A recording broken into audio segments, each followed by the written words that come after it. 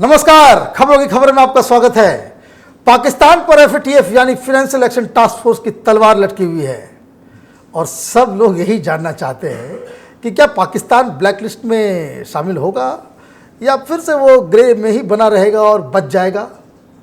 तो एक चौंकाने वाली बात मैं आपको बता दूं कि पाकिस्तान एक बार फिर दुनिया की आंखों में धूल झोंक कर सभी लोगों को झांसा देकर वो ब्लैक लिस्ट में जाने से बचने वाला है। ये पाकिस्तान की ये जो शैतानी चालें हैं उसके ऊपर आज हम खबरों की खबरें में बताएंगे कि वो कौन देश है, वो कौन लोग हैं जो पाकिस्तान के इसमें मदद कर रहा है। वैसे एफएटीएफ के बारे में आपको तो मालूम ही होगा, लेकिन फिर भी मैं बता दूं कि जो ये फाइनेंशियल एक्शन टास्क फोर्स है ये एक एजेंसी है जो दुनिया भर में टेरर फंडिंग के ऊपर नज़र रखती है। कौन सा देश आतंकवादी संगठनों को पैसे दे रहा है, टेररिज्म को नर्चर कर रहा है, उनको बढ़ावा दे रहा है, उस पर ये लोग नज़र रखते हैं। और पाकिस्तान से बड़ा जो टेररिस्तान है उससे बड़ा उदाहरण तो कोई है नहीं, लेकिन फिर भी ये ब्लैक लिस्ट होने के बजाय वो 2018 जून से ही ग्रे लिस्ट में है।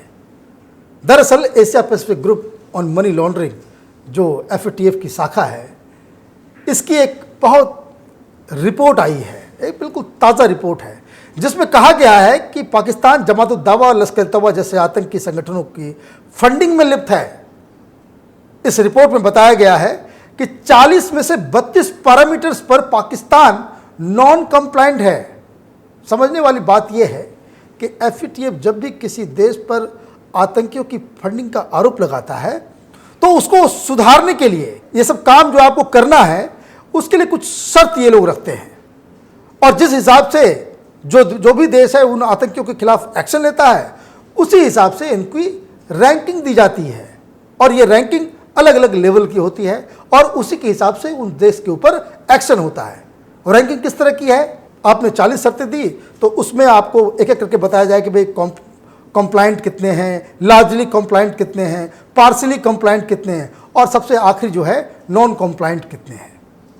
तो अभी जो एफएटीएफ की जो रिपोर्ट आई है उसमें बताया गया है कि 5 पैरामीटर्स उस पे नॉन कंप्लाइंट है और 25 ऐसे पैरामीटर्स हैं, ऐसे पॉइंट्स हैं जिसमें पाकिस्तान पार्शियली कंप्लाइंट है, 9 ऐसे पॉइंट हैं जो लार्जली कंप्लाइंट हैं, और सिर्फ एक पैरामीटर ऐसा है जिसमें पाकिस्तान 100% कंप्लाइंट बताया गया है। अब ये एफएटीएफ का ये जो असेसमेंट है वो इस्लामाबाद के लिए खतरे की घंटी है। मैं आपको बता दूं क्योंकि इंडिया जो लगातार इस बात की कोशिश करता रहा है कि किसी भी तरीके से पाकिस्तान को ब्लैक लिस्ट में डाला जाए, और ये पोजीशन बाकी वाजिब भी है क्योंकि दुनिया में ऐसा कोई देश ही नहीं है जिस तरह से पाकिस्तान के अंदर में आतंकवादी जो खुले घूमते हैं और जिस तरह से उनका वो पनाहगार बना हुआ है। तो अगर पाकिस्तान ब्लैक लिस्ट में नहीं जाएगा तो फिर बेकार है ये सब बातें। ये पूरी दुनिया को मालूम है कि भाई ये सारी चीज़ें जो है पाकिस्तान के अंदर हो रही हैं, और इसलिए ये जब रिपोर्ट आई है और इस रिपोर्ट का जो असर जो पाकिस्तान के ऊपर होगा कि वो फिर वहाँ की आईएसआई को, वहाँ की सरकार को उनके खिलाफ काम करना होगा, और अगर ऐसा नहीं होता है तो उनके ऊपर बहुत सारी परेशानियाँ आने वाली है। अब इस रिपोर्ट के बारे में बता दें कि रिपोर्ट वैसे तो एशिया पैसिफिक ग्रुप की रिपोर्ट है, लेकिन इसी रिपोर्ट के आधार पे पेरिस में 13 अक्टूबर से 18 अक्टूबर के बीच एफएटीएफ की जो है मीटिंग होने वाली है। यहाँ पाकिस्तान के ऊपर फैसला लिया जाएगा कि वो ग्रे लिस्ट में बना रहेगा या फिर ब्लैक लिस्ट में डाला जाएगा। हम आपको बता दें कि ये जो एशिया पैसिफिक ग्रुप की जो रिपोर्ट आई है उसे 6 देशों के प्रतिनिधियों ने बाकायदा पाकिस्तान जा कर के वहाँ पे बाकायदा इन्वेस्टिगेट करके इन सारी चीज़ों को तैयार किया है। वो 6 कंट्रीज़ कौन है, यूएस है, मालदीव है, चीन है, तुर्की है, इंडोनेशिया और इंग्लैंड है। और जब ये टीम पाकिस्तान पहुँची तो उस वक्त पाकिस्तान के अंदर 66 संगठन और 7600 पाकिस्तानियों के नाम जो है वो टेरर लिस्ट में शामिल थे। और इस जांच दल के मुताबिक आतंकियों की फंडिंग जो वहाँ हो रही है पाकिस्तान में तो हवाला के जरिए हो रही है। एनजीओ बना लिया है इन लोगों ने, कोई हॉस्पिटल के लिए मदद के लिए वो एम्बुलेंस चला रहा है तो सरकार उन्हें पैसा दे रही है, और वहाँ पे जो है जो एक्टिव ग्रुप्स हैं वो आईएसआई ISIS है, तहरीक तालिबान पाकिस्तान है, क्वेटा शुरा तालिबान है, हक्कानी नेटवर्क है, लश्कर तोयबा है, जमात उद दावा है, फलाह इंसानियत है, बहुत सारे संगठन के जो है नाम जो है इन लोगों ने बताए हैं कि भाई पाकिस्तान में अभी ये ऑपरेट कर रहे हैं। पाकिस्तान वैसे तो पूरे ग्लोबल, पूरी दुनिया में जो वर्ल्ड फोरम, हर वर्ल्ड फोरम में जाकर के कहता है कि वो आतंकवादियों से लड़ रहा है, 70,000 लोगों की हमने कुर्बानियाँ दी हैं और उनके जो कमिटमेंट है आतंकवादियों से लड़ने की वो काफ़ी हाई है। लेकिन हकीकत क्या है कि ये सब झूठ बातें हैं, बिल्कुल ही ऐसा झूठ है कि जो दुनिया को झांसा देने के लिए बताया जाता है। हकीकत क्या है कि आज भी जो है हाफिज सईद जो है वहाँ पे ऑपरेट कर रहा है, खुली छूट मिली हुई है। अभी तो हल्के से इस रिपोर्ट की वजह से उनको हल्का सा नज़रबंद वगैरह किया गया है, वरना ये तो रैलियाँ कर रहा था, टेलीविज़न चैनल पे इंटरव्यू दे रहा था। और तो और इसने एक रैली की थी तो पाकिस्तान की सरकार ने स्पेशल ट्रेन चलाई थी। तो ये देखिए कितना बड़ा मक्कार देश है ये पाकिस्तान, जो पूरी दुनिया को गफलत दे करके वो आतंक की फैक्ट्री चला रहा है और कहता है कि भाई हमारे पास जो है वो ये है। लेकिन दिखावे के लिए इसने कुछ काम भी किए हैं। 2015 से 228 मामले में केस दर्ज हुआ और सिर्फ सज़ा 58 लोगों को मिली है। और जब ये जो FATF की जो टीम जो वहाँ गई तो बोली कि भाई किस लोगों को किस के तहत आपने फंड एक्शन लिया है वो बताएं, तो वो मालूम चला कि वो कोई कागजात नहीं दे रहे हैं। तो अब ये कहने का मतलब ये है कि पाकिस्तान पूरी दुनिया को झांसा दे करके किसी भी तरीके से इन आतंकवादियों को अपने घर में रखना भी चाहता है और ब्लैक लिस्ट और सारे प्रतिबंध से बचना भी चाहता है। वो प्रॉब्लम ये है पाकिस्तान की कि वो जो है वो एक्शन नहीं ले सकता सरकार वहाँ पे। क्यों? क्योंकि जो आर्मी है और जो ISI है उन्होंने तो ये सारे संगठनों को तैयार किया है।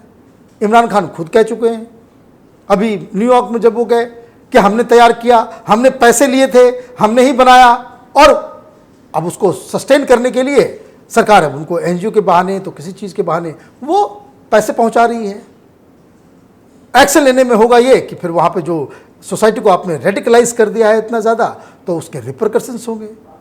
तो ये जो है पूरा का पूरा जो ये खेल जो है ये पाकिस्तान का, ये जिस तरीके से इन लोगों ने टेररिज्म को, ये आतंकवादी संगठनों को अपने डिप्लोमेसी का एक हिस्सा बना लिया है, उससे जो है आगे चल करके प्रॉब्लम होने वाली है। और सबसे हैरानी की बात यह है कि जो FATF है, जो पूरी दुनिया में टेररिज्म के ऊपर नज़र रखने वाली एजेंसी है, उसको भी पाकिस्तान पोल्यूट कर रहा है। इसका भी इसने राजनीतिकरण कर दिया। और किस तरह से किया आपको याद होगा, अभी वो न्यूयॉर्क में तो तुर्की और मलेशिया के हेड ऑफ द स्टेट से इसने मीटिंग की। इस्लाम के ऊपर एक नया टेलीविज़न चैनल खोलने वाले हैं। ये तो कहने के लिए था, दरअसल बहुत सारा जो राज जो है उस मीटिंग में छुपा हुआ था। FATF के नियमों के मुताबिक पाकिस्तान को अगर 3 देशों का समर्थन मिल जाता है तो वो ब्लैकलिस्ट होने से बच जाएगा। और ये 3 देश कौन हैं? तो चीन है, टर्की है और मलेशिया है, जिसके साथ न्यूयॉर्क में इनकी मीटिंग चल रही थी। और ये मीटिंग किस लिए चल रही थी कि किसी तरीके से आतंकवादियों को बचा लो, आतंकवादियों को पनिशमेंट देने से जो है, उनको रोकने से, उनके पैसे जो जा रहे हैं उसको जो है उसको जारी रहने दो, और इस्लामोफोबिया के खिलाफ जो है आंदोलन कर दो। ये सारी बातें जो है, अब ये पूरी की पूरी जो उन्होंने जो भाषण दिया था जनरल असेंबली में, उसका अब आपको समझ में आ गया क्यों ये इस्लाम के बारे में बातचीत कर रहे थे। लेकिन पाकिस्तान को ग्रे लिस्ट से बाहर आने में 41 में से 16 देशों की ज़रूरत पड़ेगी, और वो ग्रे लिस्ट से तो बाहर नहीं हो पाएगा कि ये 2-3 देश का ही जो है उनको मदद वो मिल पाई है, इस वजह से वो ग्रे लिस्ट में बना रहेगा।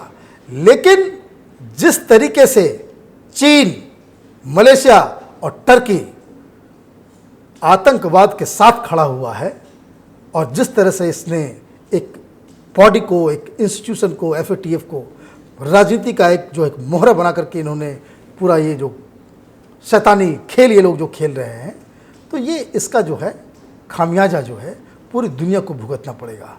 भारत लगातार इस बात से जो है आगाह करता रहा है कि टेररिज्म जो है पाकिस्तान कि डिप्लोमेसी का एक हिस्सा है। और आज के बाद से जब ये मीटिंग हो जाएगी और ये ब्लैक लिस्ट नहीं होगा, तब ये ज़रूर कहा जाएगा कि इस खेल में चाइना, मलेशिया और टर्की भी शामिल है। अब हिंदुस्तान के सामने बहुत कम ऑप्शंस बचे हुए हैं। ऑप्शंस इतना ही है कि हम उसमें इस बात पे जोर लगाएं कि उनके ऊपर ग्रे लिस्ट में वो पाकिस्तान बना रहे, क्योंकि ये 3 देश तो उन्हें निकाल के ले जाएंगे। हो सकता है कि हिंदुस्तान किसी तरीके से कहीं से दबाव बना करके मलेशिया और चाइना को डायरेक्ट सपोर्ट ना करे, इस तरह की रणनीति पे काम करे। सफलता मिलने की चांसेस बड़ी कम है, लेकिन फिर भी कोशिश तो है, जारी रहेगी। लेकिन ये जो टेलीविज़न चैनल पे और इसमें जो लगातार जो एक बाउंडर खड़ा किया जा रहा है कि ब्लैक लिस्ट में शामिल होगा पाकिस्तान, ब्लैक लिस्ट में शामिल होगा पाकिस्तान, तो हमारे हिसाब से ब्लैक लिस्ट में तो ये शामिल होने से रहा, क्योंकि जिस तरह का शैतानी चाल इमरान खान पूरी दुनिया को तबाह करने में लगे हुए हैं, वो खेल रहे हैं, वो न सिर्फ पाकिस्तान बल्कि पूरी दुनिया के लिए एक जो है खतरे की घंटी है।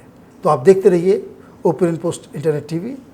हमारे वीडियोस को लाइक कीजिए, शेयर कीजिए और हमारे चैनल को सब्सक्राइब कीजिए और बेल आइकन को जरूर दबाएं ताकि हमारे वीडियोस का नोटिफिकेशन आप तक फ़ौरन पहुंचे। धन्यवाद।